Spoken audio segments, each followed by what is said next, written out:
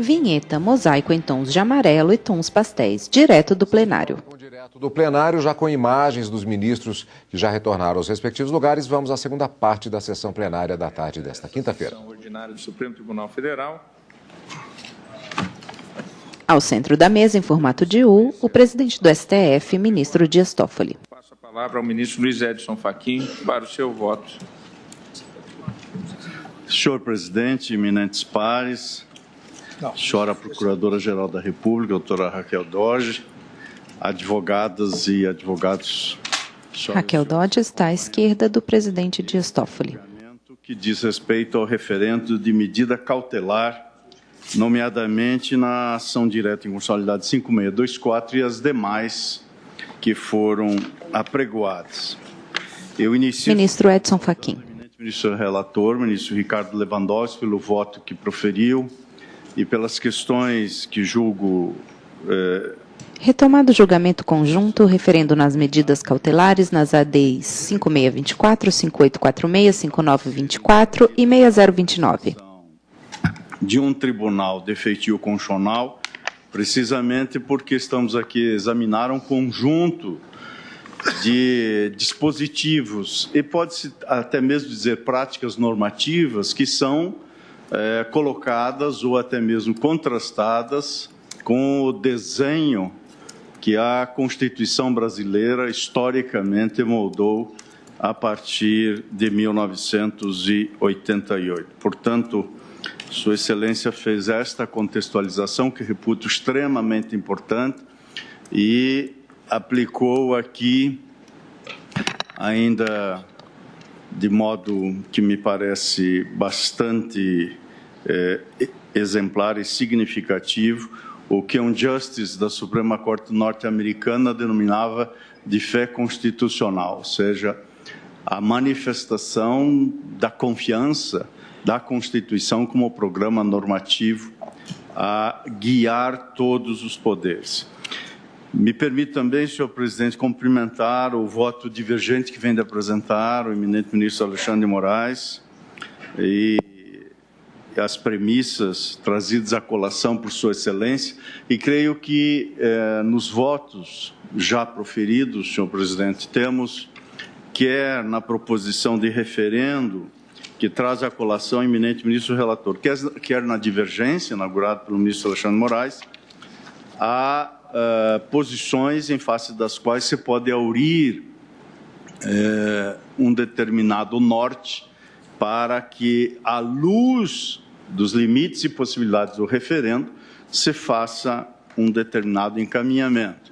Evidentemente que há sempre soluções a serem pensadas, às vezes distante das duas margens do rio, há outros caminhos a serem pensados, mas aqui estamos diante do referendo de uma medida cautelar e, portanto, eu vou me ater precisamente ao debate que, nada obstante o conjunto de temas de relevo, ao debate que cirurgicamente se coloca em torno de dois pilares essenciais: a questão da autorização legislativa e a questão do procedimento licitatório, que é o que está no núcleo da liminar deferida em sede de medida cautelar.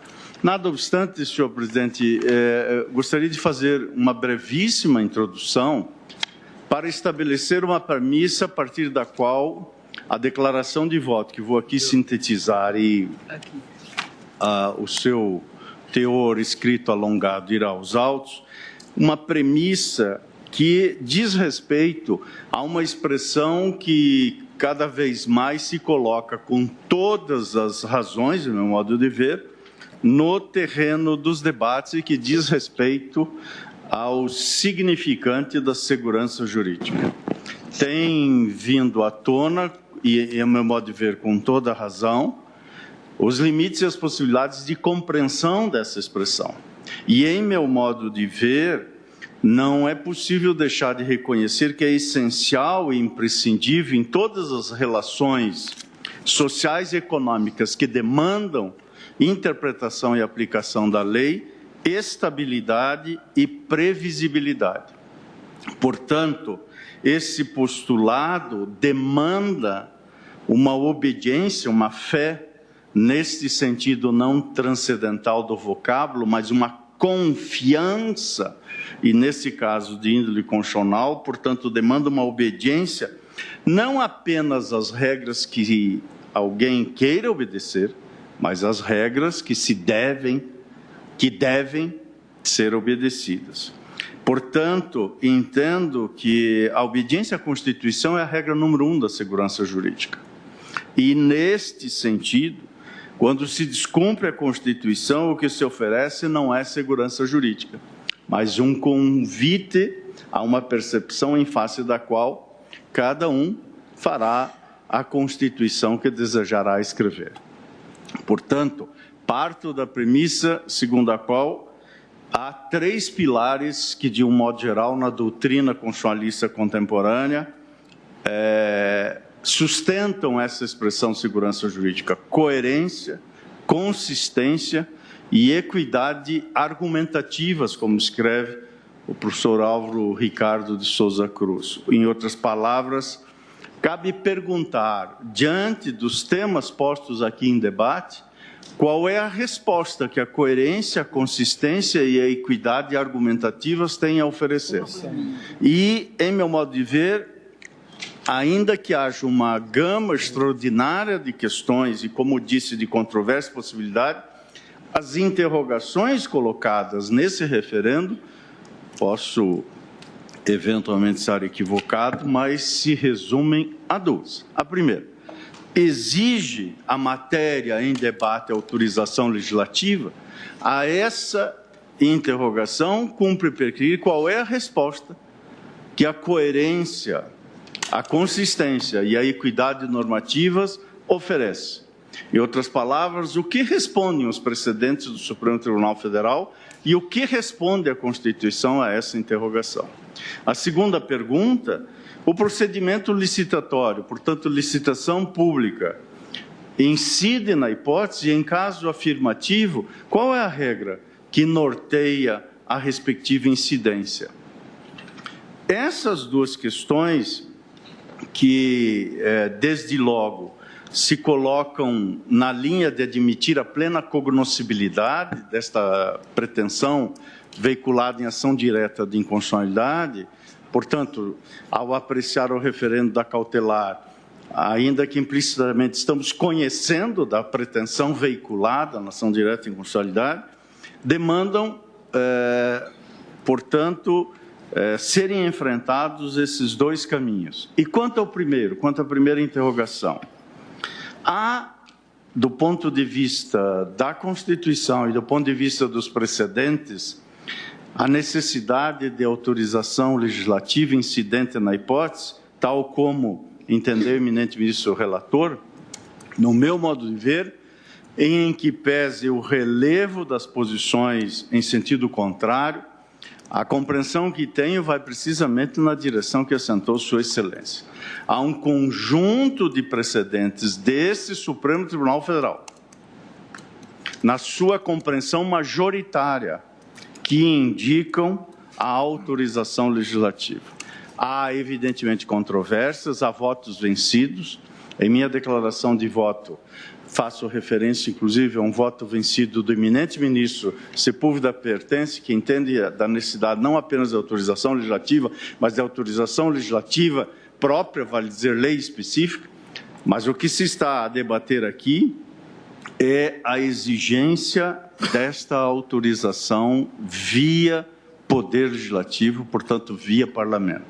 Assim decidiu o Supremo Tribunal Federal, por sua maioria, na ação direta de inconstitucionalidade 234, aqui já mencionada, a relatoria do eminente ministro Néria da Silveira, julgamento publicado em 15 de setembro de 1995.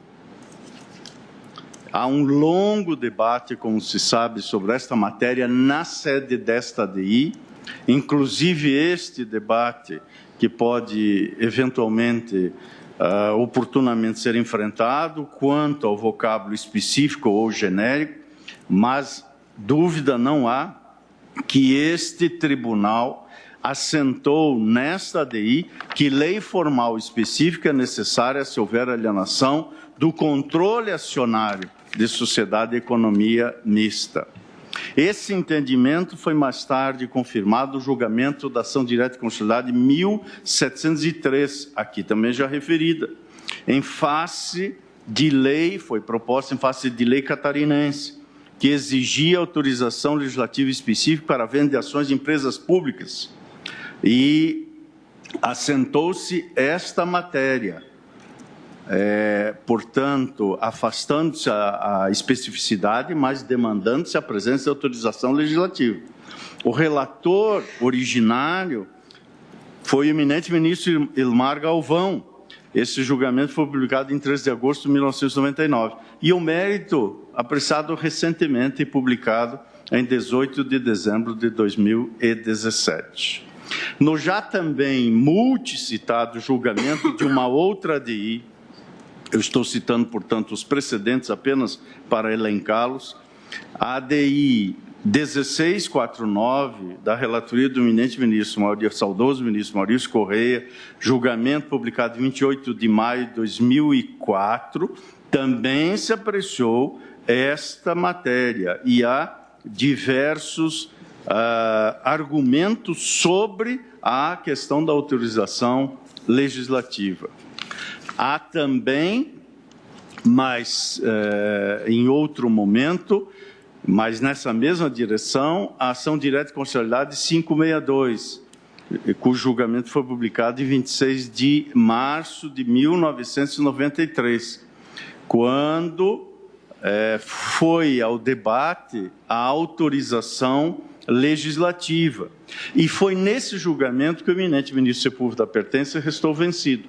O voto vencedor foi do eminente ministro Ilmar Galvão, que, entre outras questões, ao apreciar, estava em discussão, então, a Lei 8.031 de 90, ao apreciar aquela pretensão deduzida pelo Partido Socialista Brasileiro de que a autorização legislativa deveria ser feita por meio de lei específica, o relator, à luz do argumento majoritário, assentou o seguinte, me permito rememorar. Não pende dúvida em face do disposto no artigo 37, incisos 19 e 20 da Constituição Federal, que as empresas e entidades públicas que explorem atividade econômica e subsidiárias hão de ser criadas por lei específica. Trata-se de exigência que corresponde simplesmente a imperativos de controle pelo Poder Legislativo da observância dos princípios que devem nortear a administração pública. Artigo 37. Já que a criação de uma entidade da espécie resulta no comprometimento de vultosos recursos do erário e a necessidade de fixação dos objetivos da entidade, da forma de sua constituição, dos respectivos órgãos diretores, etc. A autorização legislativa específica, acrescentava para minudentar o sentido dessa expressão, indispensável ao mero destaque de recursos orçamentários, por via específica, consignada na Lei de Meio. Quem fala é o ministro Edson Fachin. Quando está em jogo o surgimento de mais um ente da administração. A partir, entretanto, e aqui a conclusão de Sua Excelência, a partir, entretanto, do momento em que o referido ente cumpriu seus objetivos, torna-se inviável ou já não se justifica a sua manutenção.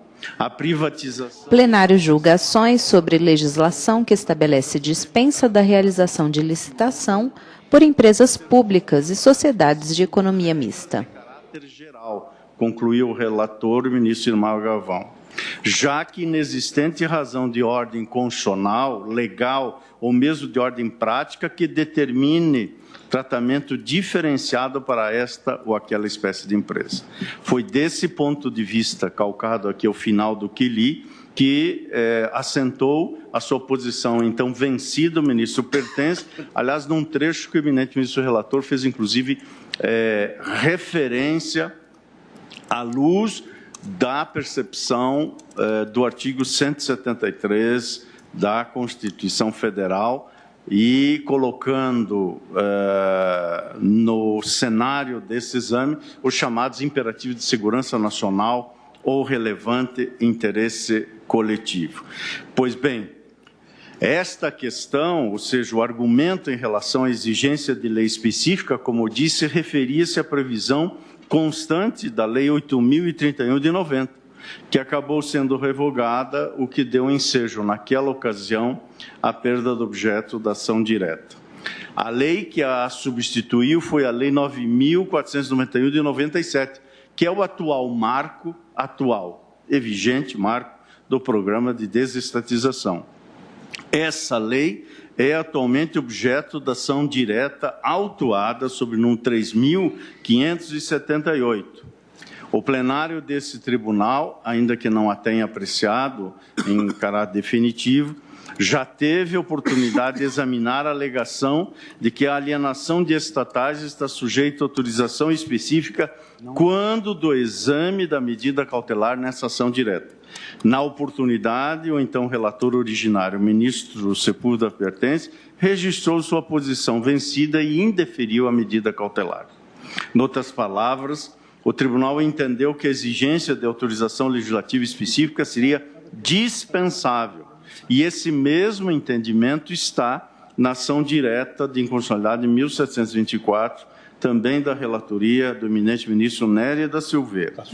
Pois bem, todos esses argumentos e os inúmeros precedentes que cito, senhor presidente, estão a indicar de maneira inequívoca que a alienação de ações de sociedade e economia mista e das empresas públicas, que implique a transferência pelo Estado de direitos que lhe assegurem preponderância nas deliberações sociais, está sujeita à autorização legislativa. E aqui me permito dissentir respeitosamente do eminente ministro Alexandre de Moraes, na interpretação que faz do parágrafo 1º do artigo 173 da Constituição. O que se passa aí, em meu modo de ver, à luz de um desenho de uma hermenêutica constitucional contida nos horizontes da própria Constituição, é que as empresas estatais são instrumentos de política pública do Estado. Portanto, estão na estrutura das políticas públicas do Estado e não na conjuntura governamental que possa se apresentar. Por isso que a Constituição exige lei. E, portanto, não se trata de intervenção do Estado na economia. À luz dessa discussão, trata-se da intervenção do Estado para realizar determinados fins, nomeadamente segurança nacional ou interesse coletivo, como está na Constituição. Quer estejamos de acordo ou não, quer seja a cosmovisão que se tenha, esta é, em meu modo de ver, a escolha que fez o Constituinte originário. E creio que esta escolha, independentemente do juízo de valor ou no plano das ideias que tenhamos, e, obviamente, não estamos discutindo aqui juízo de valor, independentemente, portanto, de uma dimensão axiológica que se tenha da Constituição, o programa normativo indica inequivocamente nessa direção. Portanto, quanto à primeira pergunta, senhor presidente e eminentes pares, a autorização legislativa deflui dos precedentes tomados por deliberação majoritária desse tribunal, e são inúmeros, e, em meu modo de ver, também decorre do texto constitucional, estejamos ou não fazendo juízo de valor que, segundo a nossa cosmovisão, pode ser numa ou noutra direção, mas a cosmovisão que nos vincula é aquela que historicamente foi assentada pela Constituição, e aqui temos um dever de lealdade constitucional. Eis que aqui já se diz com toda a razão que a Constituição não se interpreta em tiras, as tiras também não podem ser extraídas do tempo. A Constituição é um pacto estrutural e permanente que se propõe a governar o Estado e a sociedade para nos dar, como diz, segurança jurídica, estabilidade e permanência. Quanto ao segundo ponto, vale dizer a questão específica da necessidade de licitação, que é o argumento mais detidamente trazido na segunda ação direta de constitucionalidade apregoada, a 5846. E o problema está em verificar qual é a resposta, da mesma maneira que precedente ou precedentes desse tribunal, que a Constituição e que a própria legislação infraconstitucional, cuja constitucionalidade não restou afrontada, nem, por assim dizer, assentada em sentido negativo. Portanto, qual é a resposta que os precedentes, a Constituição e a legislação infraconstitucional oferecem a esta matéria? Em meu modo de ver, aqui também peço vênia divergência para acompanhar o eminente ministro relator. Entendo que o artigo 20... Plenário julgações sobre legislação que estabelece dispensa da realização de licitação por empresas públicas e sociedades de economia mista. Que disciplina atualmente o programa de desestatização dos ativos da União. E, de acordo com esse diploma, a venda de ações... Quem fala é o ministro Edson Fachin. A atração da modalidade de leilão. Diz o artigo 4º desta Lei 9491. As desestatizações serão executadas mediante as seguintes modalidades operacionais. Vem o conjunto das modalidades, os diversos parágrafos e, nesse artigo 4º, assenta o parágrafo 3º. Nas desestatizações executadas mediante as modalidades operacionais previstas nos incisos 1º, 4º, 5º e 7º deste artigo, quais são essas modalidades? Inciso 1º, alienação de participação societária, inclusive de controle acionário, preferencialmente mediante a pulverização de ações, pulverização essa que já foi objeto de arguta observação de Sua Excelência, o eminente ministro relator. Portanto, o inciso 1º, alienação de controle acionário.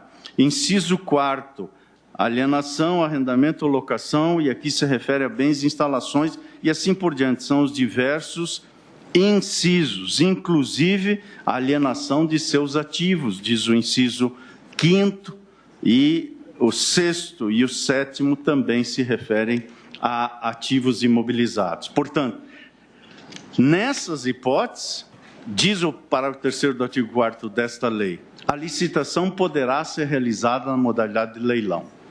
E aqui, evidentemente, temos uma certa latitude hermenêutica que precisa ser enfrentada. O tempo e o verbo utilizado poderá está em qual direção? Entendo que este vocábulo utilizado pela lei não está a indicar a faculdade do legislador em relação à licitação, mas sim a modalidade. E assim se postou a ilustre Procuradora-Geral da República no parecer que trago aqui à colação, ao sustentar que a autorização contida no parágrafo 3º do artigo 4º manifesta a concretização do dever constitucional de licitar, materializado no artigo 37, inciso 21º da Constituição. Aqui já mencionado, mas vou me permitir voltar a referir para também aqui pedir vênia a esta ordem de reflexão do eminente ministro Alexandre Moraes. Como se sabe, esse inciso 21º do artigo 37 da Constituição da República diz: ressalvados os casos especificados na legislação, as obras, serviços, compras e alienações serão contratadas mediante processo de licitação pública, que assegure igualdade de condições a todos os concorrentes, com cláusulas que estabeleçam obrigações de pagamento, mantidas as condições efetivas da proposta nos termos da lei, o qual somente permitirá as exigências de qualificação técnica e econômica indispensáveis à garantia do cumprimento das obrigações. Portanto, a faculdade prevista na lei diz respeito às modalidades licitatórias que o gestor poderá optar. Se a empresa pública presta serviço público, por exemplo, a licitação pode também ser feita por concorrência nos termos da lei pertinente. E seja como for, a míngua de especificação legal, não há em caso, é dever da administração direta e indireta licitar.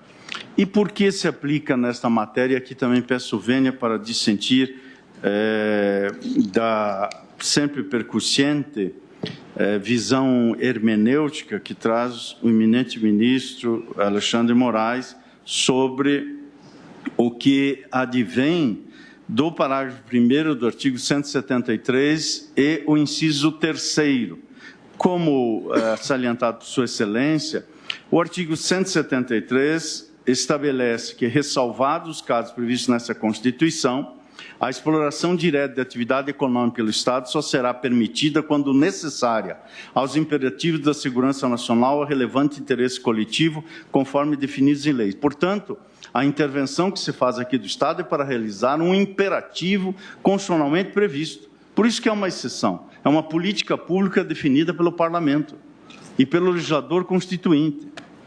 De modo que esse é o caput ao qual já me referi. Mas o parágrafo 1º diz, e esse parágrafo foi lido pelo eminente ministro que divergiu, a lei estabelecerá o estatuto jurídico da empresa pública, da sociedade de economia mista e de suas subsidiárias que explorem a atividade econômica de produção ou comercialização de bens ou de prestação de serviços, dispondo sobre.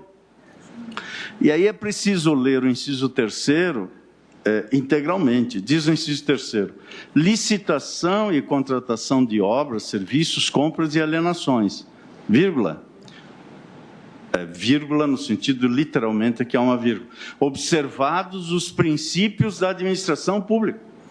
E quais são os princípios da administração pública incidentes, nesse caso, para estatais que realizam políticas públicas? São os princípios que, como todos sabemos, estão no caput e nos diversos incisos do artigo 37, que está dito com todas as letras.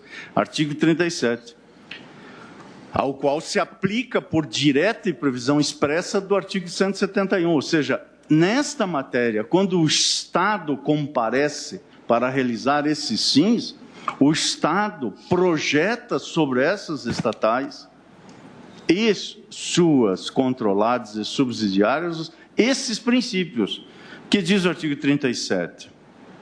A administração pública direta, indireta e qualquer dos poderes da União, dos Estados, do Distrito Federal e dos municípios obedecerá aos princípios de legalidade, impessoalidade, moralidade, publicidade e eficiência. E também ao seguinte, e nestas circunstâncias, vemos que o inciso 21º diz, ressalvados os casos específicos na legislação, as obras, serviços, compras e alienações serão contratadas mediante processo de licitação pública. A legislação, neste caso, ressalvou, seria a única hipótese de concluir pela não incidência, mas, ao contrário, a legislação incidente na matéria, que é a legislação 9491, que não foi afastada pela Lei 13.303, prevê a licitação. Portanto, em que pesa a compreensão em sentido diverso da divergência, creio que esta é a compreensão que, em meu modo de ver, se sustenta na linha da liminar deferida por Sua Excelência, o eminente ministro relator, trazendo à colação o inciso 21º do artigo 37, conjugado com o inciso 3º do parágrafo 1º do artigo 173 da Constituição. E mais, há um precedente nesta linha do Supremo Tribunal Federal, da lavra do eminente ministro Eros Grau, quando julgou a ação direta em constitucionalidade de 1863. Esse julgamento foi publicado em 14 de fevereiro de 2008, que reconheceu como constitucional a utilização do procedimento de leilão para a implementação das privatizações. Portanto, tratou da modalidade e, ao assim fazê-lo, assentou a exigência da licitação. Portanto, senhor presidente e eminentes pares, essas são as razões que, em meu modo de ver, indicam o acerto da decisão que é agora, nesse julgamento, submetido a referendo do plenário. E me permito adiantar, ainda que numa referência obter dictum, que o pedido para declarar a inconstitucionalidade em razão de dispensa de licitação, isso apreciaremos evidentemente por ocasião do mérito, mas me permito adiantar, em meu modo de ver, atinge o disposto no inciso 1º do parágrafo 4º do artigo 1º do decreto 9.188 de 2017.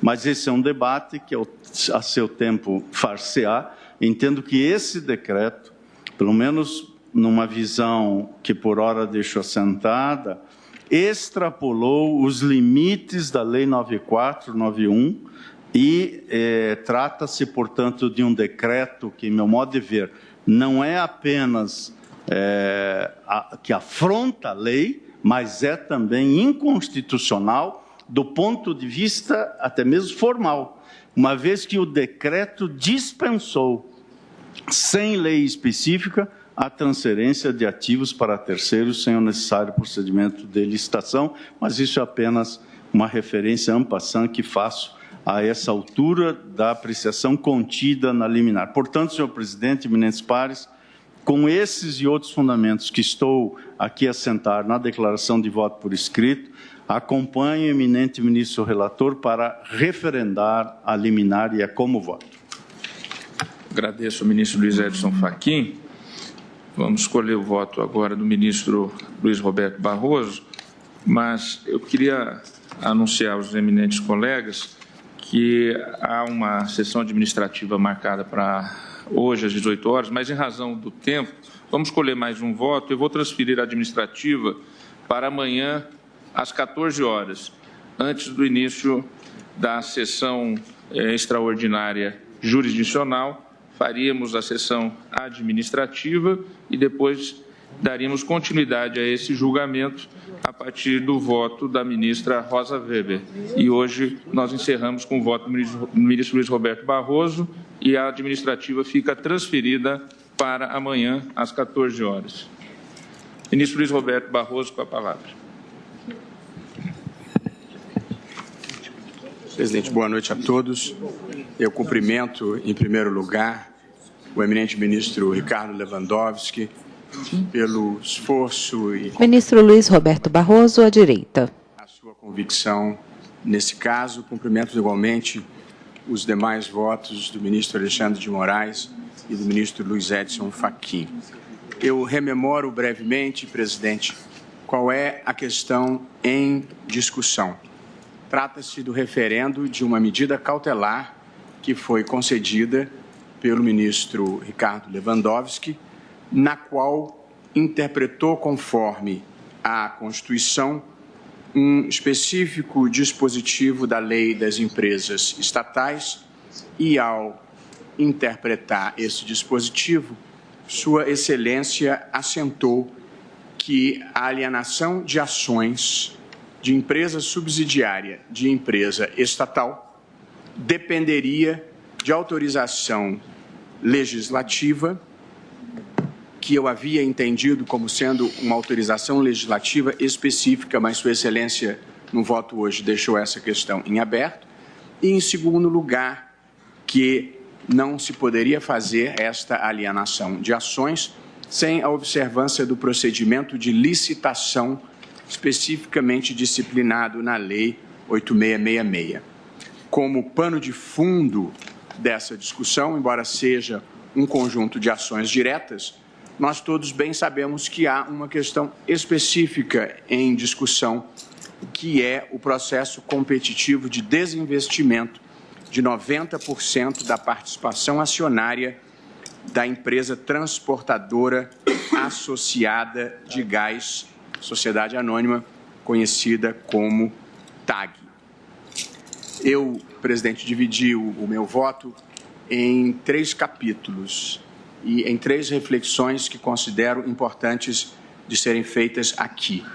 E a primeira delas, uma reflexão que considero importante sobre o próprio papel que o Supremo Tribunal Federal deva exercer numa questão como essa que está sendo aqui versada. O arranjo institucional brasileiro, com esta constitucionalização abrangente que nós temos, permite, quando não incentiva com grande frequência, a judicialização de questões políticas e de questões sociais. Portanto, é uma questão de arranjo institucional, de desenho institucional. Quando você traz matérias para a Constituição, de certa forma você as retira parcialmente, ao menos, da política e traz para o direito. E isso permite que se judicializem questões substancialmente políticas como essa mesmo que nós estamos debatendo aqui. E o Supremo não pode negar jurisdição e, consequentemente, nós temos que deliberar a respeito. Porém, e aqui faço essa ressalva que considero importante, o Supremo Tribunal Federal, embora a matéria seja judicializada, ele não precisa ser proativo em todas as questões. Eu penso que o Supremo pode decidir, por evidente, mas poder não é necessariamente querer, ou poder não é necessariamente dever fazer alguma coisa. O modo como eu, doutrinariamente, procuro dividir a extensão desse papel do Supremo é utilizando o seguinte critério. Os grandes papéis de uma Corte Constitucional são os de proteger os direitos fundamentais e resguardar as regras do jogo democrático. No desempenho desses dois papéis, acho que o Supremo pode e muitas vezes deve ser proativo e expansivo, como foi, por exemplo, para assegurar as uniões homoafetivas na questão de direitos fundamentais, ou como foi ao declarar inconstitucional o modelo de financiamento eleitoral como uma decisão protetora da democracia. Porém, penso eu, fora dessas questões de proteção das regras da democracia e dos direitos fundamentais, a regra geral é que o Supremo Tribunal Federal seja autocontido, seja deferente para com as decisões políticas tomadas pelos outros poderes. E penso isso especial e particularmente no que diz respeito a questões econômicas, em que muitas vezes uma interferência pontual produz efeitos sistêmicos não previstos e indesejados, quando não afeta mercados que, em linha de princípio, não deveriam ser drasticamente afetados por decisões judiciais. Portanto, a minha primeira premissa, e encerrando o primeiro dos 3 capítulos da minha decisão, é que eu entendo que esta questão, papel e limites da atuação econômica do Estado e decisões econômicas tomadas pelos gestores públicos, penso eu, estão numa esfera em que, com muita parcimônia, raramente uma Corte Constitucional deve interferir. O segundo capítulo da minha decisão, presidente, é uma breve reflexão sobre o modelo de Estado constitucional. Quem fala é o ministro Luiz Roberto Barroso. Em 1988. Para isso, eu gostaria de fazer brevissimamente um retrospecto deste papel econômico do Estado e deste capitalismo de Estado que criamos no Brasil e temos uma enorme dificuldade de nos desvencilhar dele. Quando se inicia a industrialização do Brasil, tardia do Brasil, com a política de substituição de importações, estamos na década de 40, a presença do Estado econômico forte era a única alternativa a uma iniciativa privada que não tinha capitais suficientes e a não desnacionalização de áreas estratégicas. E, portanto, o Estado brasileiro se torna um Estado empresário e surgem as primeiras empresas estatais, que estão na origem do debate que nós temos aqui. E aí surge Companhia Siderúrgica Nacional, Fábrica Nacional de Motores, Companhia Hidrelétrica do São Francisco, Companhia Vale do Rio Doce, estamos ainda na década de 40. Depois vem a década de 50 com o BNDES, na época ainda sem o S. Depois vem a Petrobras. Depois vem, interessantemente, na década de 60, o regime militar e se criam mais de 300 empresas estatais. Sobrevém a Constituição de 1988 e, interessantemente, a Constituição de 1988, que foi, em grande parte, uma reação ao regime militar, nesta parte da Constituição Econômica, ela manteve e aprofundou um modelo de presença forte do Estado na economia e de fechamento da economia nacional com reserva de mercado e interdição de participação de empresas estrangeiras em inúmeras áreas. A Constituição brasileira originária de 1988, portanto, reservava um protagonismo relativamente importante para o Estado em matéria econômica e criava um modelo de ampla reserva de mercado, proibindo ingresso de capitais estrangeiros em muitas áreas. A Constituição é promulgada em 5 de outubro de 88, um ano depois, com a queda do Muro de Berlim. Esses pressupostos do Estado protagonista e do Estado economia fechada sofrem o impacto da queda do Muro de Berlim e da percepção de que o Estado não era a melhor maneira de se conduzirem projetos econômicos e de se gerarem riquezas, e a globalização começa a substituir esses países de economia fechada.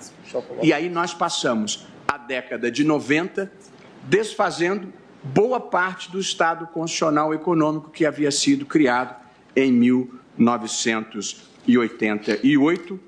E aí, como se sabe, essas emendas procuram extinguir parte das restrições ao ingresso de capital estrangeiro em áreas como mineração, navegação de cabotagem, propriedade de empresas jornalísticas, suprimiu-se o conceito de empresa brasileira de capital nacional, além de se abrir, em alguma medida, a economia, que ainda é uma das mais fechadas do mundo. Flexibilizam-se alguns monopólios, gás canalizado, petróleo, telecomunicações, e implanta-se a política de desestatização ou de privatização, criando-se o Programa Nacional de Privatização, que é levado a efeito pela alienação de empresas em bolsas de valores ou pela concessão de serviços públicos a empresas privadas. Portanto, presidente, eu fiz essa breve resenha histórica para procurar identificar qual é a tendência da Constituição brasileira relativamente a esta matéria. E depois das reformas da década de 90, eu acho que legitimamente o Estado econômico desempenha 3 papéis. O primeiro, disciplina da ordem econômica mediante legislação, regulação e agências reguladoras onde se justifique. Em segundo lugar, e o segundo papel é um papel de fomento, mediante instituições públicas, financiamento público, incentivos fiscais. E o terceiro é este papel que nos congrega aqui, de atuação direta do Estado, explorando atividade econômica. Essa última forma de intervenção, a exploração direta de atividade econômica pelo Estado, é, por disposição textual da Constituição, excepcional. Diz o artigo 173 o seguinte: ressalvados os casos previstos nesta Constituição, a exploração direta de atividade econômica pelo Estado só será permitida quando, portanto, a regra é que não seja permitida.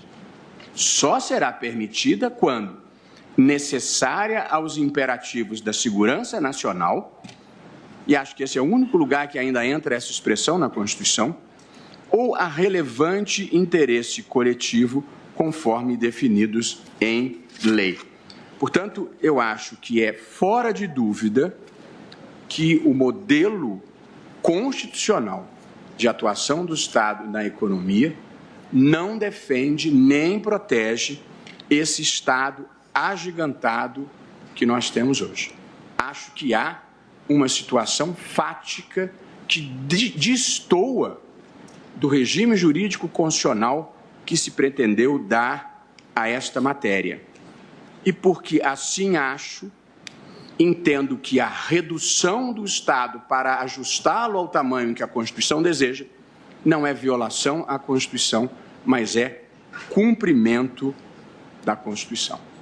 A Constituição quis instituir um regime de livre iniciativa em que o Estado dita as regras do jogo, presta serviços públicos, se possível de qualidade, e constrói redes de proteção social para quem não é competitivo, porque não pode ser. A Constituição não preconiza a continuidade desse modelo de capitalismo de Estado que começou lá em 1940. E, por fim, presidente, chegando, então, ao terceiro capítulo e último do meu voto, que se assenta sobre essas premissas de qual é o papel que eu considero ser próprio para o Supremo nessa matéria e qual é a dimensão constitucional do Estado econômico, eu enfrento as questões jurídicas que foram trazidas na decisão do ministro Ricardo Lewandowski, da qual, como se pode intuir, eu vou divergir, sem, no entanto, manifestar profundo respeito pelas preocupações que Sua Excelência externou no seu voto e pela linha de raciocínio que conduziu a sua posição, que é respeitável como qualquer outra posição que aqui se venha a defender. A decisão trazida a referendo pelo ministro Lewandowski interpretou conforme a Constituição, ou seja, procurou dar um específico sentido e alcance a uma cláusula da Lei 13.303, a lei das estatais, e entendeu Sua Excelência ser exigida a autorização legislativa para alienação de ações e entendeu ser exigível o procedimento licitatório. Plenário julga ações sobre legislação que estabelece dispensa da realização de licitação por empresas públicas e sociedades de economia mista. Minhas próprias experiências com a Lei 8666 e como ela dificulta a vida do administrador probo e eficiente, sem, infelizmente, conseguir conter o administrador ímprobo, quando deseje utilizar-se dela. Mas essa é uma matéria que nós precisaremos revisitar. Eu aqui enfrento as duas questões. A primeira, a inexigibilidade de lei para alienação do controle acionário de subsidiárias de empresas estatais. E aqui vou divergir do entendimento do ministro Ricardo Lewandowski por fazer uma leitura diversa dos artigos, dos incisos 19 e 20 do artigo 37 da Constituição, que cuida da administração pública. Diz o inciso 19, somente por lei específica poderá ser criada a autarquia e autorizada a instituição de empresa pública de sociedade de economia mista e de fundação. Essa é a parte relevante do dispositivo. Portanto, a lei cria a autarquia, mas no tocante às empresas públicas e sociedades de economia mista, ela autoriza a criação, que, portanto, é criada normalmente por um ato privado de convocação de uma assembleia e posterior registro no registro público adequado, geralmente a junta comercial. Tanto a lei é exigível para autorizar a criação de uma empresa pública ou de uma sociedade de economia mista. O artigo 20, mais específico ainda sobre o nosso caso, diz: depende de autorização legislativa em cada caso a criação de subsidiárias das entidades mencionadas no inciso anterior. Portanto, a criação de subsidiárias depende de autorização legislativa. De novo aqui, mera autorização. E para a criação. Quem fala é o ministro Luiz Roberto Barroso. A propósito, seja de extinção, seja de alienação de controle. Portanto, pela Constituição, não se exige, essa é a minha leitura, autorização legislativa para a venda de ações, mesmo que correspondam ao controle. A Constituição não tratou deste assunto. Portanto, não entendo, com todas as vênias, que seja na Constituição o lugar onde se vai encontrar a resposta para essa questão. Nem pela interpretação textual desses dispositivos que acabei de ler, porque eles não falam em extinção ou venda de ações, nem, a meu ver, pela interpretação sistemática, porque, voltando ao artigo 173, que cuida da ordem econômica e financeira, leio no parágrafo 1º e o seu inciso 2º. A lei estabelecerá o estatuto jurídico da empresa pública e da sociedade de economia mista e de suas subsidiárias que explorem a atividade econômica, exatamente o nosso caso, dispondo sobre 2. A sujeição ao regime jurídico próprio das empresas privadas, inclusive quanto aos direitos e obrigações civis, comerciais, trabalhistas e tributários. Ora, submeter ao regime das empresas privadas não pode, com respeito pelas compreensões diferentes, significar exigência de lei para vender ações, mesmo que signifique o controle, porque pura e simplesmente isso não se aplica na iniciativa privada. Imagine, e aqui passando para o plano pragmático, o custo de transação que haveria se a cada operação relevante de venda de ações de uma subsidiária de empresa estatal se precisasse obter do Congresso Nacional uma autorização, sendo que o Congresso tem circunstâncias políticas que não correspondem às necessidades econômicas da empresa. Portanto, há uma total assimetria nesta relação e acho que uma não pode estar em todas as vênias e respeitando os entendimentos divergentes do eminente ministro Ricardo Lewandowski e do eminente ministro Luiz Edson Fachin. Eu penso que esta não é a melhor interpretação da Constituição. O ministro Ricardo Lewandowski utilizou um argumento engenhoso que foi o do paralelismo das formas para concluir que se a criação é feita por lei, a alienação também deveria ser feita por lei. Eu peço vênia para não encontrar lastro jurídico para este argumento, até porque entendo que são coisas diferentes. Criar é diferente de vender ações. Até porque, como procurei destacar anteriormente, a Constituição exige lei para a criação de uma empresa estatal e uma subsidiária de empresa estatal, porque a intervenção do Estado no domínio econômico é a exceção. E porque é a exceção, é preciso ter a participação do Congresso. Mas para seguir a regra de cumprir a Constituição, que é o Estado não intervir na ordem econômica ou desinvestir quando haja intervindo, eu acho que não há necessidade de lei, porque aí se está voltando à regra constitucional e não se ingressando na esfera da exceção constitucional. Esta é a razão pela qual eu acho que para desinvestir não vale a mesma regra que vale para criar. Agora, mesmo para quem ache que seja necessária a lei, eu penso que a lei, como foi lembrado, ela já existe. Está lá no Programa Nacional de Desestatização, que permite que o órgão próprio insira para fins de alienação, inclusive de ações, uma empresa no programa, bastando para isso que o presidente da República esteja ciente e acorde. E, evidentemente, eu estou certo que a Petrobras não teria feito este tipo de alienação de ativo ou de empresa sem que houvesse assentimento do presidente da República. Portanto, também aqui eu penso que, mesmo para quem entenda que se exija lei, já existe a Lei Geral do Programa Nacional de Desestatização.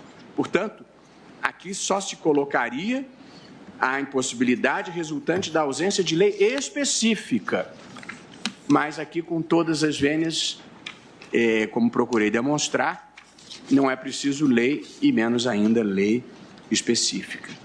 E, por fim, presidente, quanto ao segundo tópico, a questão da legitimidade da dispensa de licitação, eu acho que aqui existe um certo fetiche desta malsinada Lei 8666 para se supor que tudo, para ser legítimo, tenha que seguir os ritos da 8666. Vejam os eminentes colegas o que diz o artigo 29, inciso 18 da Lei das Estatais, que é, em última análise, o dispositivo que está em questão aqui. Diz ele textualmente: é dispensável a realização de licitação por empresas públicas e sociedades de economia mista. 18. Na compra e venda de ações, para ler apenas a parte que nos interessa. Não há nenhuma dúvida de que a lei possa dispensar a realização de licitação. A própria Lei 8666 tem um longo dispositivo que dispensa a licitação num conjunto grande de situações. E a própria Constituição, no inciso 21 do artigo 37, diz: ressalvados os casos especificados na legislação, as obras, serviços, compras e alienações serão contratados mediante processo de licitação pública que assegure igualdade de condições a todos os concorrentes. Portanto, a Constituição diz: ressalvados os casos especificados na legislação. Veio a legislação, especificou um caso para dizer aqui não precisa. Portanto, a lei claramente poderia ter dispensado a licitação. Porém, o que eu acho, na verdade, é que, no fundo, não se trata de dispensa de licitação aqui. Aqui trata-se de dispensa do procedimento da Lei 8666. Mas há um procedimento competitivo, sofisticado, com muitas etapas, definidos em decreto, e que foi seguido este procedimento no processo de alienação da TAG. Portanto, o que a Constituição deseja é que se respeitem princípios como o da moralidade e da impessoalidade e que se faça um certame competitivo em que todos que preencham os requisitos mínimos possam competir e que a administração seja capaz de fazer a melhor escolha de contrato para ela. E acho que é um equívoco supor que há um modelo carimbado único de melhor forma de realização desse certame competitivo. Portanto, eu observei aqui que as alienações, esta específica da TAG e as que estão previstas nessa lei, elas seguem um procedimento competitivo de alienação minudentemente regulado pelo Decreto 9.188 de 2017, com criteriosas etapas, mais consentâneas com a alienação de ações de uma empresa, porque vender ações de uma empresa é diferente de contratar uma obra ou de vender um imóvel. A dinâmica da alienação de uma empresa é completamente diferente da dinâmica de se contratar obras, fornecedores ou venda de um imóvel. Inclusive, para preservar segredos de mercado, para evitar concorrência, para evitar concentração de mercados, existem cogitações que não são apenas de ordem financeira numa licitação dessa natureza. E eu verifiquei, presidente, do material que foi apresentado pela Petrobras e de indagações que eu mesmo formulei, que após o anúncio público da venda da TAG, apareceram 87 empresas interessadas na aquisição. Essas 87 empresas que obtiveram as informações, delas 28 apresentaram propostas preliminares. E depois 3 grandes consórcios fizeram propostas finais, tendo vencido a proposta de 8,6 bilhões, que era, embora não houvesse um preço mínimo especificado, superior à avaliação interna de 7,5 bilhões.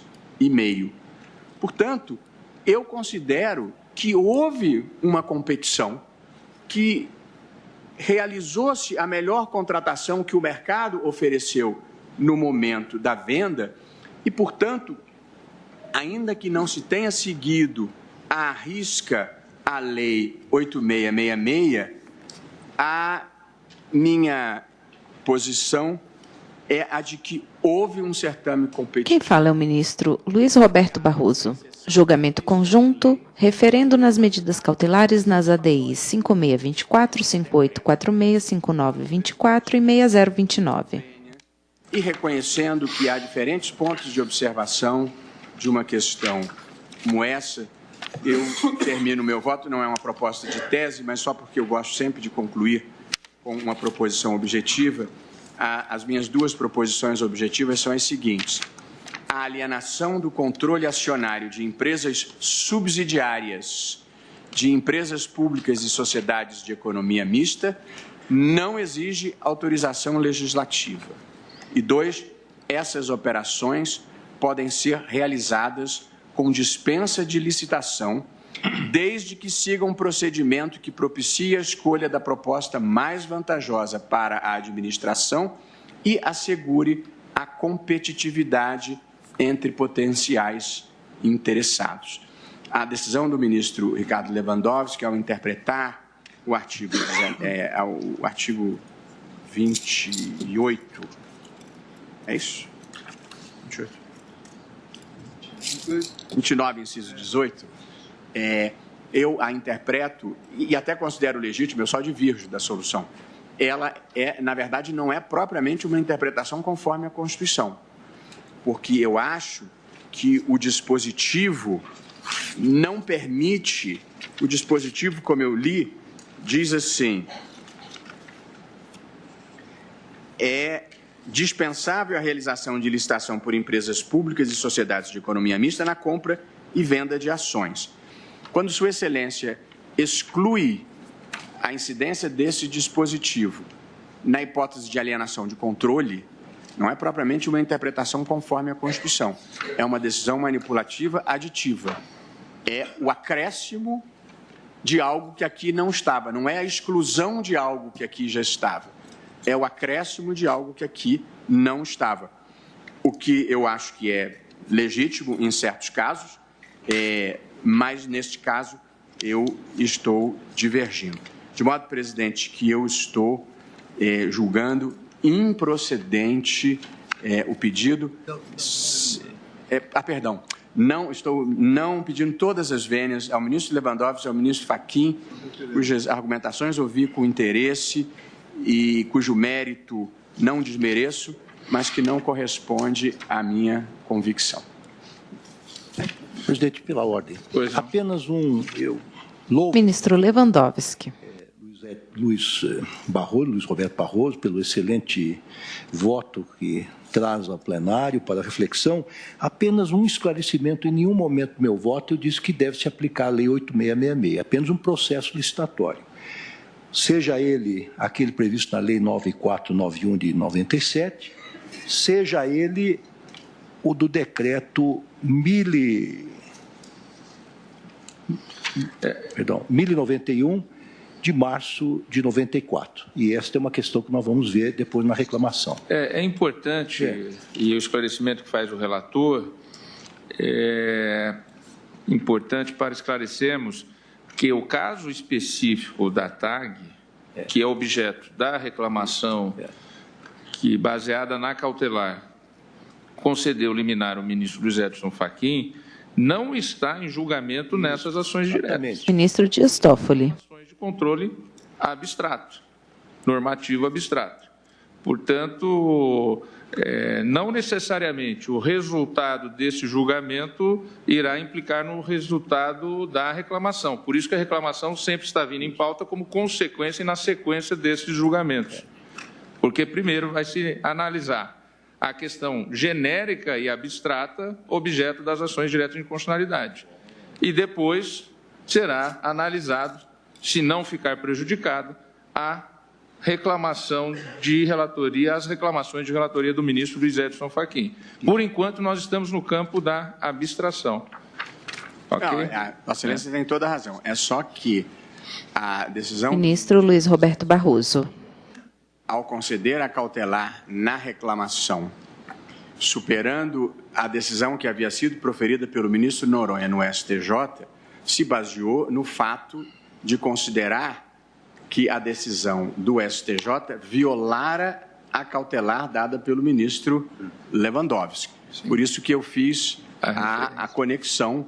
E, no fundo, é claro que nós estamos discutindo em tese, presidente, mas há um fato concreto subjacente. Eu acho, se me permite mais só um brevíssimo comentário, quer dizer, eu acho que, no fundo, nós estamos travando um debate político disfarçado de discussão jurídica, que é a definição de qual deve ser o papel do Estado e quem deve deliberar sobre este papel no Brasil atual. Eu acho que há uma decisão do Executivo, eu acho que há uma legislação que autorize esse encaminhamento, e acho, mas essa já é um debate político, que nós vamos ter que superar esse fetiche do Estado protagonista de tudo e criar um ambiente com mais sociedade civil, mais livre iniciativa, mais movimento social e menos Estado e menos governo no Brasil, salvo para as redes de proteção social a quem precisa e a prestação de serviços públicos de qualidade. Mas esse é o debate ideológico subjacente. Obrigado, presidente. Senhor presidente, eu não vou estender a sessão nem o debate. Ministro Edson Fachin. Mas apenas para... Eu sempre ouço Vossa Excelência com alegria. E é sincero, é genuína. E a recíproca é mais que verdadeira. Mas apenas para ponderar os limites, pelo menos do voto que proferi, no plano normativo. Eu não tive, nem tenho, nem desejo ter nenhuma pretensão de fazer discurso político na leitura da Constituição. Acho que nenhum de nós tem uma Constituição para chamar de sua, e é nesse limite que eu proferi o voto. Sim. Eu proclamo o resultado parcial. Ministro Dias Toffoli. Após o voto do relator na ação direta de inconstitucionalidade 5624, no sentido de referendar a concessão parcial da medida cautelar pleiteada para conferir interpretação conforme a Constituição ao artigo 29, caput 18 da Lei 13.303 de 2016, de modo a afirmar que a venda de ações de empresas públicas, sociedades de economia mista e de suas subsidiárias ou controladas exige autorização legislativa, bem como prévia licitação pública, dispensada esta quando a alienação não implique a perda de seu controle acionário, no que foi acompanhado pelo ministro Luiz Edson Fachin e dos votos que não referendavam a cautelar proferidos pelo ministro Alexandre de Moraes e pelo ministro Luiz Roberto Barroso, o julgamento foi suspenso para continuidade na data de amanhã. Ficam transferidos para a pauta de amanhã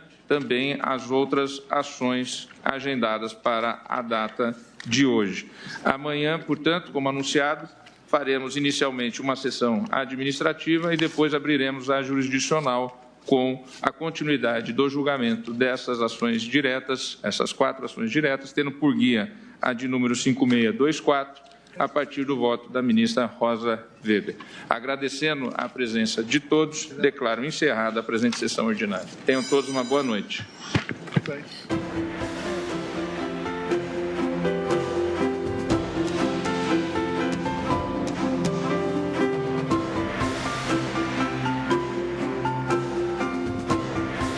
Parede de mármore claro ao fundo, bandeira do Brasil à esquerda, brasão ao centro, crucifixo à direita.